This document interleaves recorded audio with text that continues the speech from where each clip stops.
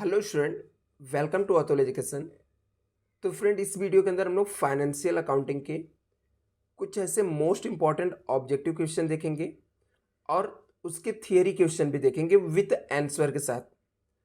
मतलब आपको पता कि आपके एग्जाम में 20 मार्क के ऑब्जेक्टिव क्वेश्चन पूछे जाते हैं और 20 मार्क के आपको थियरी क्वेश्चन पूछे जाते हैं। तो ये मैं आपको यहाँ पर एक्सप्लेन करके बताने वाला हूँ। तो और आपको ये पीडीएफ भी मैं आपको सेंड कर दूंगा। तो आप लोग डिस्क्रिप्शन बॉक्स से आप लोग मेरे व्हाट्सएप ग्रुप और टेलीग्राम चैनल को दोनों को ज्वाइन कर लेना। मैं वहाँ पर आपको सेंड कर दूंगा, जल्दी सेंड कर दूंगा। तो क्या व्हाट्सएप ग्रुप पे लोग लेट लेट भी ज्वाइन होते रहते हैं, बार बार सेंड करना रहता है, तो आप लोग इसलिए टेलीग्राम चैनल को भी ज्वाइन कर लेना। अभी देखते हैं स्टूडेंट इसके अंदर कौन कौन से इंपॉर्टेंट ऑब्जेक्टिव क्वेश्चन है और साथ में इसके ये भी देखते हैं कि थियरी क्या है और उसके आंसर क्या है, आंसर के साथ में है। और जितने भी मेरे पास इंपॉर्टेंट पीडीएफ, कुछ मैंने पीडीएफ बनाया हूँ, कुछ कहीं और से मुझे स्टूडेंट भेजते हैं, कुछ मैं दूसरे टीचर यदि मुझे देते हैं, तो ऐसे जितने भी चीज़ें रहती हैं मैं आप लोग को प्रोवाइड करूँगा। हम लोग का सबका मेन टारगेट यही है कि आपको एग्जाम के लिए हेल्प करना, तो आपको दे दिया जाएगा पूरे चीज़ें। और इनकेस स्टूडेंट आपको कुछ भी डाउट रहेगा या आपको क्रैश कोर्स का भी ज्वाइन करना रहेगा तो आप लोग इस नंबर पर मुझसे कॉन्टैक्ट कर सकते हो। आप लोग नंबर सेव करके रखना, ठीक है। बाकी यहाँ पर डिटेल आपको मिल जाएगा, ठीक है। यहाँ पर देखते हैं क्या दिया है। सबसे पहले हम लोग इन्वेस्टमेंट अकाउंटिंग का इंपॉर्टेंट ऑब्जेक्टिव क्वेश्चन और थियरी देख लेते हैं। वैसे भी मैंने 5 ईयर्स के ऑब्जेक्टिव ऑलरेडी अपलोड कर दिया, तो आई होप आप लोगों ने वो सब देख लिया रहेगा, उसके अंदर सब आपको कवर हो जाएगा। और चैनल को सब्सक्राइब कर लो स्टूडेंट अभी के अभी, क्योंकि अदर भी सब्जेक्ट के इंपॉर्टेंट क्वेश्चन मैं अपलोड करूंगा जल्दी ही। तो सबसे पहले इन्वेस्टमेंट अकाउंटिंग के ऑब्जेक्टिव देखते हैं। तो यहाँ पे लिखा है कि the current investment are valued on closing date. बोलता है जो करंट इन्वेस्टमेंट रहता है उसको वैल्यूड करते हैं क्लोजिंग डेट एट कौन से वैल्यू पे, lower of cost and market value. जो लोअर वैल्यू रहता है किसका, कॉस्ट और मार्केट वैल्यू, उसके ऊपर हम लोग वैल्यूएशन करते हैं। दूसरा है any reduction to market value of current investment from the cost. मतलब जब हम लोग इन्वेस्टमेंट अकाउंट बनाते हैं, यहाँ पर जो हमारा कॉस्ट आता है और उससे कम हमारा यदि मार्केट वैल्यू है, the valuation date debited to, तो किसको हम लोग डेबिट करते हैं, प्रॉफिट एंड लॉस का। क्यों, क्योंकि हमारे कॉस्ट के कंपेयर में मार्केट वैल्यू कम हो गया, मार्केट वैल्यू क्या हो गया, कम हो गया, तो हम लोग इसको कहाँ पे ट्रांसफर कर देते हैं student, profit and loss account को डेबिट कर देते हैं। नेक्स्ट यहाँ पे लिखा है इंटरेस्ट ऑन सिक्योरिटीज पेड। बोलता है इंटरेस्ट जो रहता है ऑन सिक्योरिटीज सब लोग पेड करते हैं, कैसे, to holder of the security on the due date in respective of actual period of holding.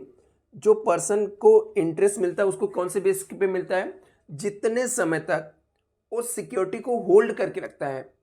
जैसे उसने अपने पास 3 मंथ्स रखा तो 3 मंथ्स का, 4 मंथ्स रखेगा तो 4 मंथ्स का मिलता है यहाँ पर। नेक्स्ट यहाँ पर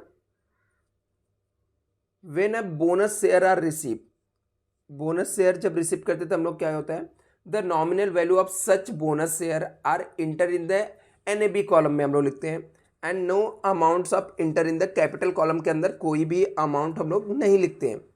तो ये ऑब्जेक्टिव स्टूडेंट सिर्फ ऑब्जेक्टिव नहीं, इससे आपके कॉन्सेप्ट भी क्लियर हो जाए, इस तरीके की टीचर ने बनाया, ठीक है। तो यहाँ पे नेक्स्ट यहाँ पर दिया हुआ है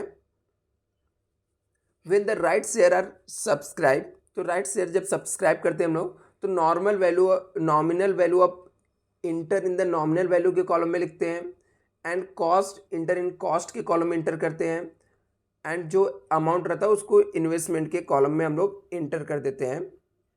नेक्स्ट यहाँ पर है long term investment are carried. तो लॉन्ग टर्म इन्वेस्टमेंट किसके बेस पे आता है, कॉस्ट प्राइस के बेस पे आता है।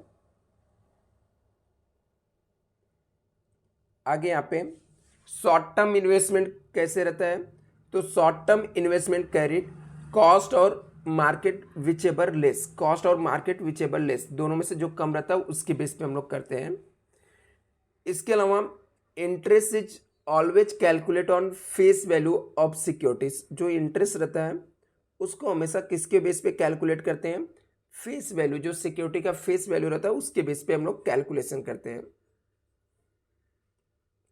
Dividend on share occurs on the date of declaration, जो डिविडेंड रहता है वो कौन से डेट को हम लोग, जिस डेट को डिक्लेरेशन रहता है, ठीक है, उस डेट को हम लोग क्या करते हैं, रिकॉर्ड करते हैं, मतलब जिस डेट को रिसीव होता है। सिंपल सा यहाँ पर when the shares are purchase cost is enter in the column dash column, मतलब कौन से कॉलम के अंदर हम लोग इन्वेस्ट इंटर करते हैं, लिखा when the shares are purchase at cost enter it dash, तो हम लोग उसको कैपिटल के कॉलम में क्या करते हैं, डेबिट साइड में रिकॉर्ड करते हैं।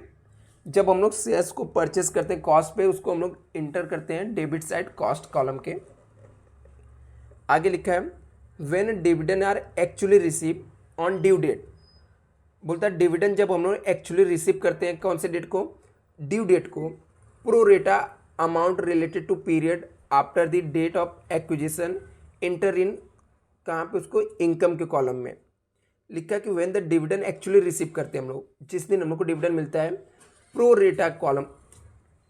अभी क्या होता है यहाँ पर, हम लोग जब आपने इन्वेस्टमेंट अकाउंटिंग पढ़ा था तो उसके अंदर था कि एक खुद के शेयर्स के ऊपर हम लोग को मिलता है, एक हम लोग जो किसी और से खरीदे रहते हैं उसके ऊपर डिविडेंड मिलता है। तो जो हम लोग का खुद के शेयर्स के ऊपर मिलता है, मतलब जो हमारे पास डिविडेंड डिक्लेयर होने से पहले हमारे पास शेयर्स था, उसको हम लोग इनकम के कॉलम में इंटर करते हैं। नेक्स्ट यहाँ पे लिखा है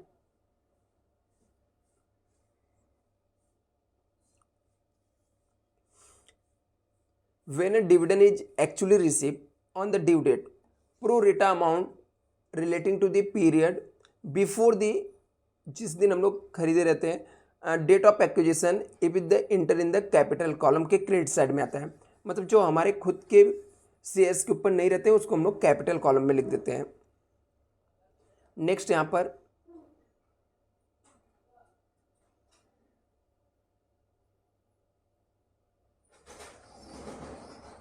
true false, interest is always calculate on market value of securities, बोलता है इंटरेस्ट हमेशा हम लोग किसके ऊपर कैलकुलेट करते हैं, मार्केट वैल्यू के ऊपर।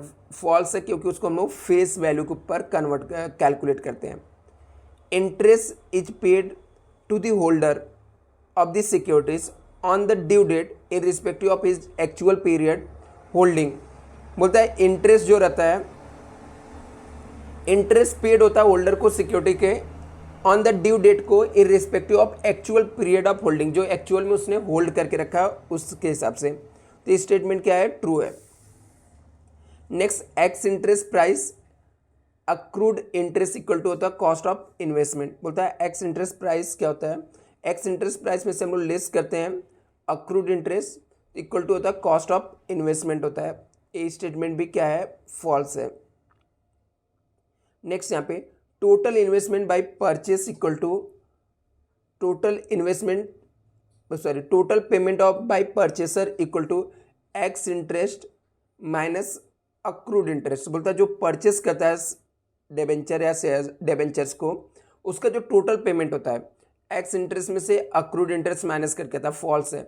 कम इंटरेस्ट में से अक्रूड इंटरेस्ट माइनस होता है, तो यहाँ पर तो एक्स इंटरेस्ट में से इंटरेस्ट माइनस नहीं होता, ठीक है, तो ये रॉन्ग हो जाएगा। Dividend is always calculate on face value और नॉमिनल वैल्यू ऑफ शेयर्स, ये भी स्टेटमेंट क्या है, ट्रू है।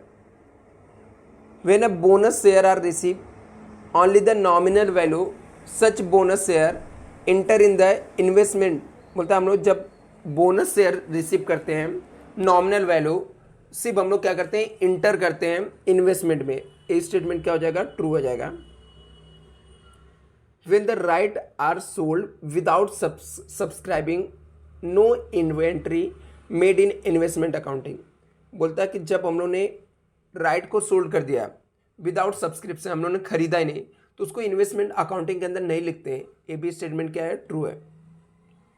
When a right are sold without subscribing, sales proceed are credited to profit and loss, इसको हम लोग क्रेडिट करेंगे प्रॉफिट एंड लॉस में, तो ये स्टेटमेंट क्या है, ट्रू है।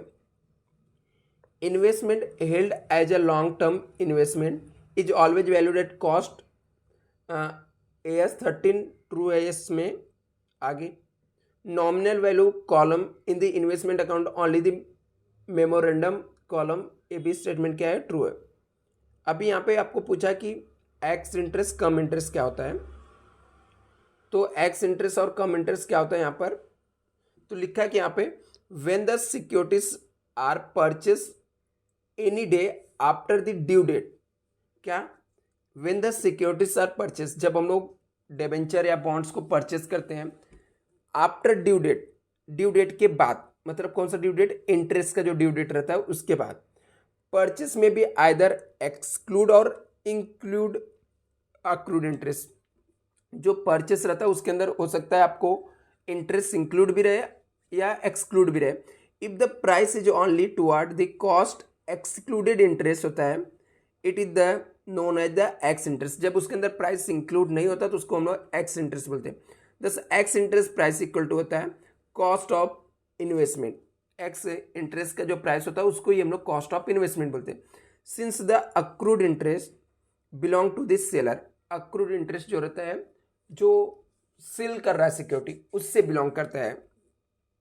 द परचेसर पे the additional amount toward the accrued interest, जो सेलर जिसने अपना शेयर्स डिबेंचर बेच रहा है तो जो एडिशनल अमाउंट रहता है वो उसको पे कर देता है। The total payment purchase ex interest price plus accrued interest के बेस पे आता है। यहां पे लिखा है alternative if the price toward the cost as well as the accrued interest is known as the cum interest. जब हम लोग को क्या होता है, प्राइस रहता है, ठीक है, price toward the cost as well as the accrued interest होता है, उसको हम लोग कम इंटरेस्ट बोलते हैं। The total payment made by the purchaser is equal to price होता है। द टोटल पेमेंट कैसे होता है, परचेसर कम इंटरेस्ट प्राइस होता है जिसके अंदर ex interest plus interest include होता है। Accrued interest in the case of purchase by the purchaser and belong to the purchaser keep back accrued interest उसको बोलते हैं। Since the pre acquisition interest capital receipt होता है and reduce the cost investment का reduce करता है। Cum interest price minus accrued interest equal to होता है क्या होता है, कम इन्वेस्टमेंट होता है। तो ऐसे स्टूडेंट जो आपके थियरी क्वेश्चन एग्जाम में पूछे जाएंगे, यदि आप वो सब थियरी क्वेश्चन आप पढ़ के रखते हो तो इससे क्या होगा, आपको लिखने की आइडिया मिलेगा, आप लोग लिख सकते हो।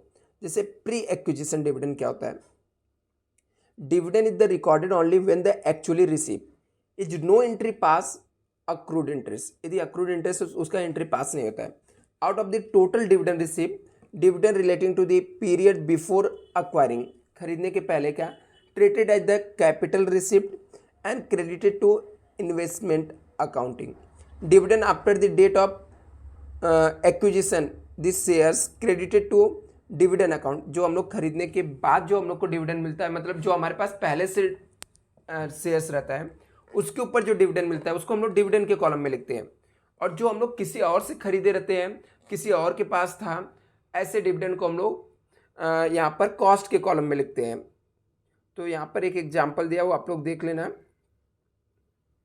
रिकॉर्डेड, यहाँ पे recording share transaction investment accounting में कैसे करते हैं, purchase when the shares are purchase करेंगे तो ये एंट्री बनता है, सेल करेंगे तो ये सब आपको एंट्री भी दिया हुआ है, ठीक है।